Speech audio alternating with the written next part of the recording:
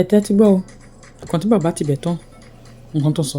mo fẹ́ kẹ́ fara balẹ̀ kẹ́ gbọ́ nǹkan tí bàbá sọ mo fi Ọlọ́run bá bẹ̀ yín let's go. pé kó sí ọmọ wọn sórí ṣé àwọn ló yẹ kó mọ lórí ọmọ wọn ṣebí Yorùbá ni wọn ìjọba ìbá àgbẹ̀ kọ́ lọ fi ṣe practical kí lóun tó fi ní Mohbad tó fẹ́ ṣe pẹ̀lú yẹn. kò ní nǹkan kan mọ́. ẹ̀sà ṣe báwọn kan náà gé tó ń fi ṣe practical ní college of medicine ṣe báwọn tó ń rí àdéhùn kàdé lára ẹ̀ náà ni ṣe béèyàn náà ni wọn. gbogbo ọ̀kan tó ń wò yìí tó bá tó wọ́n lè rántí iye iyẹ̀pẹ̀ tó máa bù sórí pósí wa ó yẹ kéèyàn lè máa ṣe rere ìgbẹ̀yìn lójú sà tó bá gbé pósí sínú sàárè tán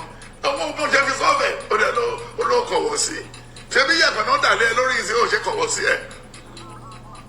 ó ní fún ìdí ẹ̀yà ó fi eruku fún eruku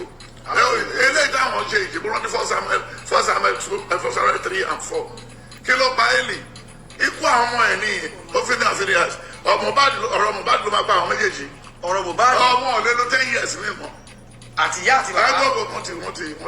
wọ́n ti ṣe olú ọmọ ṣàkàjàkà wọ́n ti báyé olú ọmọ jẹ́ àwọn náà lè ráyé gbé. ṣé ẹ ti gbọ́ nǹkan tí bàbá Tibetan sọ ó ní pé bàbá Mohbad àti ìyá Mohbad ó ní wọn lè lo 10 years mọ́ láyé pé wọ́n ti sọ ọmọ ológo báṣubàṣu wọ́n ti sọ ọmọ ológo báṣabàṣa ẹ̀rí pọ̀rọ̀ náà lágbára ọ̀rọ̀ sọnùkù ẹ fojú sùnùkù wò ṣé lóòótọ́ ni kí lẹ rí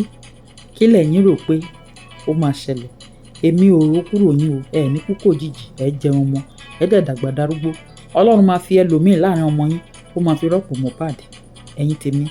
kí lẹ rò ó lágbára ẹ bá ń ṣe ẹ bá ń like.